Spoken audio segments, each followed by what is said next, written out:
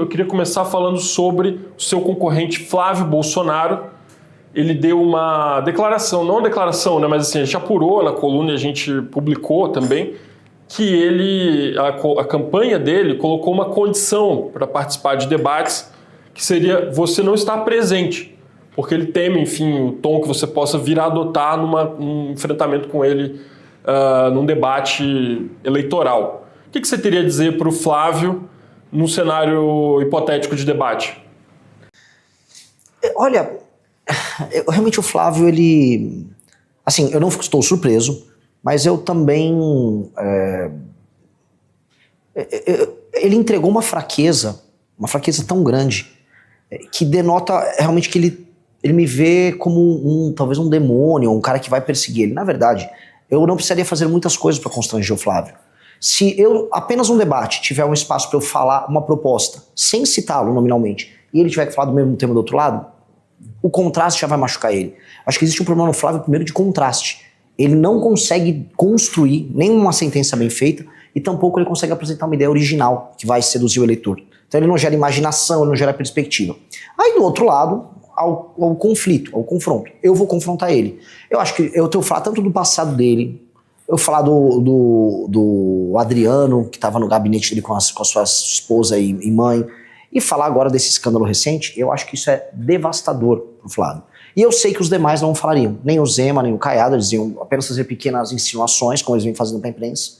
E isso teria, vamos dizer, um dano tão grande que, assim, fazia sentido ele fazer isso mais na miúda, né? O problema é que ele entregou tudo, e acho que agora está impossível não me ter nos debates. Porque qualquer, vamos dizer, qualquer opção além dessa vai soar que sofreu interferência do Flávio. E pelo que eu sei das emissoras que eu já tive contato, nada disso mais faz sentido da parte dele. Então, eu estarei lá.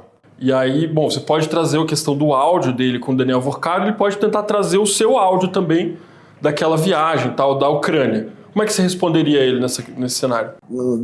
Houve um escândalo heterossexual de um áudio infeliz, mas no mínimo engraçado, do meu amigo Arthur, em que absolutamente R$0 foram desviados, não houve nenhum crime cometido, e do outro, claramente, um atestado de uma relação que necessariamente é criminosa, porque pouco se falou ainda, e eu tenho certeza que será apurado tanto pela imprensa quanto nas investigações, que será contrapartida, né? Ninguém coloca cento e poucos milhões de reais adiantado num filme B de bomba, uma porcaria de um filme, sem imaginar que é algo enquanto contrapartida, porque se eu partir dessa premissa, então o contrato do Alexandre de Moraes era apenas uma consultoria. O Guido Mantega estava falando sobre economia. É óbvio que não, é óbvio que existe uma troca de favores, a lógica da compra de autoridades do Vorcaro era essa, e nós saberemos os detalhes dessa com o Flávio logo mais. O que eu estou sabendo já de bastidores é que a visita do Flávio junto ao Vorcaro era tratando de sair fora da delação.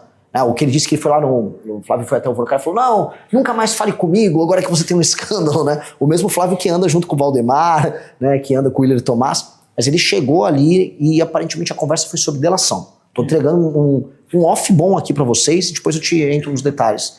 E aparentemente ele foi tratar disso, foi se reunir pra, me tira fora dessa, vamos deixar combinado isso aqui. Não, entra nos detalhes agora, então, conta um pouquinho mais pra gente. É que eu teria que entregar minhas fontes, não sou jornalista, mas tenho que manter, mas aí eu posso entregar pra você no off. Podemos falar depois sobre Sim, isso, então. Mas de fato foi isso, é assim, ele percebeu que deu problema e aparentemente ele obteve um combinado com o Vorcaro de não entregá-lo. Tanto que ele ficou seguro e saiu fazendo seu périplo junto a empresários e visita junto ao mercado financeiro avisando, não, eu só tive com ele uma vez, mas não houve nada. Então ele imaginou que...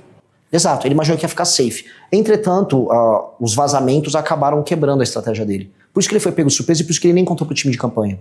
Renan, vamos mudar um pouco de assunto, falar de um tema que você gosta e explora na sua campanha, que é segurança pública. Você deve ter visto hoje a prisão da advogada influenciadora Deolane Bezerra, né?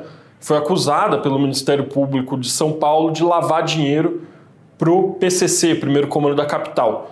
E aí eu te pergunto, como combater o crime organizado, que hoje já tem inclusive soft power de organização criminosa? Então tem filme custeado parcialmente pelo PCC, tem cantores e artistas que são acusados de lavar dinheiro para facções, tem advogadas influenciadoras como a Deolane também. Como você lidaria com esse soft power das organizações criminosas? Pois bem, eu já venho falando muito que eu vou adotar uma postura que não será necessariamente a postura que se espera de um candidato liberal ortodoxo, um cara tradicional. Eu acho que no combate ao crime organizado, nós temos que passar por cima de determinadas liberdades. Dentre elas, a liberdade de expressão de artistas e influenciadores que são porta-voz de organizações criminosas. As pessoas se esquecem quando a gente fala de organização criminosa, às vezes acham que é um tráfico, uma lavagem de dinheiro. Veja, no mesmo dia que o PCC está fazendo uma determinada operação financeira com a Deolane, como aconteceu, o PCC está participando de brigas em favelas em que morrem dezenas de pessoas todos os dias. Para um país que vai morrer de 30 a 40 mil pessoas só esse ano, todo dia precisa morrer dezenas de pessoas. E boa parte delas são brigas entre facções. E não podemos aceitar que pessoas que participem ou do debate público ou que estejam, vamos dizer, nas redes sociais lacrando, produzindo seus vídeos, naturalizem isso. A Deolane nunca escondeu que ela era advogada do crime organizado. Essa é uma das características que o Pose do Rodo também tinha, que o Ian tinham. Não é que era um trabalho dissimulado, era um trabalho escancarado. Falou, não, eu sou advogada de porta de cadeia assim, não, eu faço isso e vou tirar o meu cliente da cadeia, porque ele só é culpado se for condenado e olhe lá que eu vou recorrer. É uma cultura da normalização do crime, da naturalização do crime como uma prática menor, como se fosse não é nem uma falha de caráter, é como se fosse uma falha em ser pego. Ih, malandragem foi pega. E isso se naturalizou, e a gente percebe bem, nas camadas mais baixas da população brasileira. O que tem em comum tanto o Pose do Rodo quanto a Deolane? Eles falam com a classe C, D e E. A Deolane, quando ela... Acho que não sei se ela estava nessas casas, fazendas, um reality show, o do Carlinhos Maia, eu realmente não me lembro qual era. Ela foi... Vamos dizer, ela foi alvo de um choro, de uma campanha gigantesca. E aí, quando ela foi detida, mesma coisa, as pessoas ficaram na frente de delegacia chorando. O que isso mostra? As pessoas mais humildes não aprenderam a usar esse aparelho aqui, e as redes sociais tomaram a cabeça delas, e você consegue naturalizar o absurdo nos mais humildes. Isso tem um efeito muito grande, porque ao naturalizar o absurdo na cabeça de quem é a maior vítima do crime, que é as pessoas da classe C, D e E, eu tô falando de quem morre na mão do crime organizado. Quem mora em áreas. Exato. Quando eu naturalizo para eles, é literalmente a ideologia que faz com que eles aceitem aquilo como modo de vida. Então eu vou precisar libertar essas pessoas, mesmo sem as pessoas sequer entenderem que elas estão aprisionadas. Então vou ser muito duro. Esses influenciadores todos, a partir do momento que a gente coloca o direito penal do inimigo em funcionamento, e a partir do momento que está demonstrado que esta influenciadora é ligada ao crime, ela não tem direito a ter uma opinião. Ela só tem que ser presa. O Oruan tem que ser preso. A gente tem que parar de, vamos dizer, criar formalidades. Tipo, não, ele é um artista. O cara não é um artista, é só um porta-voz. O que aconteceria com a Deolane num governo seu? A aplicação do direito penal do inimigo, ela faria que, eu passando o projeto, ela fosse enquadrada, e aí ela não poderia, por exemplo, dispor, por mais que ela em si não tinha, por exemplo, traficado droga, ela não era a traficante em si, ela fazia parte da estrutura de lavagem de dinheiro, como essa operação pegou. Só que ela seria enquadrada como membro dessa estrutura, e aí como partícipe de toda a atividade delituosa. Ela não ia, por exemplo, ter direito à progressão de pena. Uma pessoa que tem um enquadramento, ela não tem mais a presunção de inocência. Então, a pessoa que é enquadrada de acordo com o direito penal do inimigo, e aí ao Ministério Público, a Polícia Federal, os órgãos de investigação, não, este aqui é claramente um membro, foi pego pelo COAF das Relações Econômicas, ou ele estava com uma metralhadora escrito CV na camiseta na frente de uma favela. Pois bem, esta pessoa tem presunção de culpa. A operação policial, qualquer uma, ele foi encontrado na rua, ou uma câmera numa cidade pegou aquela pessoa circulando, ela é presa na hora, já é levada para o presídio sem audiência de custódia, ela não pode pagar fiança para sair, e ela vai ter penas muito duras. Portanto, o direito foi rápido com ela, e as penas são duras. É isso que o direito penal faz com o faccionado. Então, nós precisamos atuar dessa maneira, e isso vai incorrer do pequeno traficante ao grande traficante, do Oruan Deolane. Renan, se eleito presidente, você vai governar um país que tem um poder judiciário que aplica a Constituição de 88. E por mais que você fale em direito penal do inimigo, como que você compatibilizaria isso com essa estrutura que existe? Os juízes vão continuar julgando, os ministros vão continuar dando decisões. Como concretizar essa ideia sua? Primeira coisa que vai ser muito engraçado se o STF se opor ao direito penal do inimigo sendo aplicado por nós contra o crime organizado, quando o próprio STF aplicou o direito penal do inimigo contra o Bolsonaro e a turma do dia 8 de janeiro. Eles fizeram isso. Foi criado um inimigo, e o inimigo era basicamente o bolsonarismo, e aí a lei era rápida, o inquérito era veloz, e as punições muito duras. Foi basicamente o que o bolsonarismo o STF fez, foi a aplicação do direito penal do inimigo, porque o próprio STF sabe que funciona. Tanto funciona que eles utilizaram contra o inimigo deles. Eu vou avisar, STF, isso aqui foi uma operação exótica que não passou na prática pelo legislativo. Nós formalizamos isso no legislativo, agora nós vamos executar. Você vai se opor? Então, se eu fizer uma operação, por exemplo, em Santa Quitéria, no Ceará, ou fizer uma operação na Rocinha, se eu vier uma decisão do STF falando não pode cumprir, eu tendo passado no legislativo, tendo cumprido todo o processo legislativo, eu não vou respeitar a decisão que vier do STF. Eu não vou cumpri-la, porque é uma decisão iminentemente ilegal.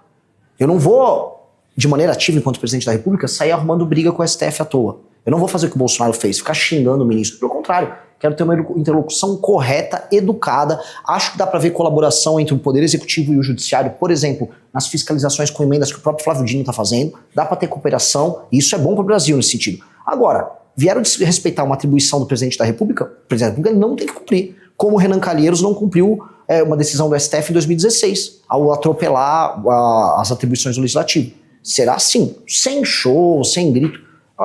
Não vou cumprir. Vou continuar minha operação aqui. Estou dentro do cumprimento da Constituição. Então, esse elemento exótico do STF não vai ter vez conosco. Eu também não tenho nada, não estou devendo nada para ninguém, estou bem tranquilo com relação a isso.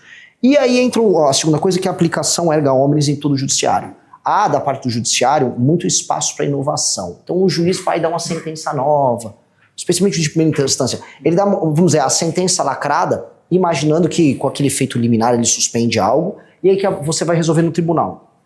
A gente vai ter que mexer no CNJ e acabou a sentença lacrada. O Brasil tinha que chegar até a súmula vinculante, bem vinculante, como acontece em países como os Estados Unidos, para você não ter invencionismo. E a gente vê muito invencionismo na primeira instância. Bom, tem um lema da sua campanha, não sei se é um lema, se é um slogan, que é o tal do prendeu, matou.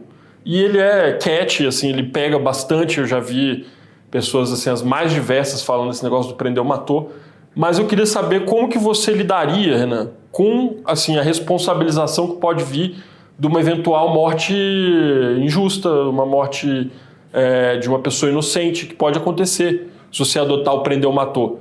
E aí, como você lidaria com a possibilidade de ser responsabilizado nessa de prender e matar? O líder que estiver junto com as polícias no trabalho justo e sério de reocupar as áreas que estão hoje na mão do crime, ele vai ter que arcar com as eventuais falhas no processo. E olha, eu não nego que poderá haver, eventualmente, uma operação em que eu vou retomar o Complexo da Penha, alguma vítima inocente. Pode acontecer porque nada é perfeito. E nada no mundo dos homens é perfeito, e nada na ação policial violenta será necessariamente perfeito. Nós temos que trabalhar em nome da perfeição. Nós temos que trabalhar para ter um número, vamos dizer, mínimo ou nenhum de vítimas. Mas, entretanto, eu não posso prometer nada. E eu tenho que trabalhar, para proteger a instituição policial que tiver, não de má fé, cumprindo o seu trabalho, e entender que nós temos que fazer o trabalho de previsibilidade na hora da ação para evitar, de qualquer maneira, uma vítima inocente. Mas, dito isso, é um cenário de guerra. Dito isso, a inação, o medo de agir, faz com que pessoas morram na casa das dezenas todos os dias. Então a minha fraqueza está permitindo os outros morrerem diariamente na casa das dezenas. Tem dias que é na casa das centenas. E a única coisa que me resta é correr o risco e evitar essas mortes, eliminando quem tem que ser eliminado, que são os membros do crime organizado. Agora, o prendeu, matou, né, para quem está curioso, prendeu ou matou. Se você vai numa operação na favela e as pessoas se entregam, elas estão presas. Se ele manteve a arma e quis trocar tiro, não há outro caminho. Não é prendeu e matou. Prendeu ou matou. Ou matou. Porque acaba rolando um elemento poético aí, em que abre espaço para a interpretação das pessoas. Eu dei uma caetaneada aqui, mas é isso. Fala, meus queridos, aqui quem fala é o Alan do canal Inevitável Cortes, e no meu segundo mês postando cortes aqui no YouTube de figuras do Partido Missão e do MBL, eu faturei cerca de 25 mil reais, ou um pouquinho mais de 4 mil dólares. E se você tem interesse em estar criando o seu próprio canal de cortes, eu preparei um treinamento 100% focado, mostrando o passo a passo para você estar conseguindo fazer seus cortes de figuras do Partido Missão e do MBL. Para acessar o treinamento é só clicar no primeiro link da descrição ou ler o QR Code que está aparecendo aqui no meio da tela agora. E se você gostou desse vídeo, não se esqueça de deixar o like e se inscrever no canal. Te vejo no próximo vídeo.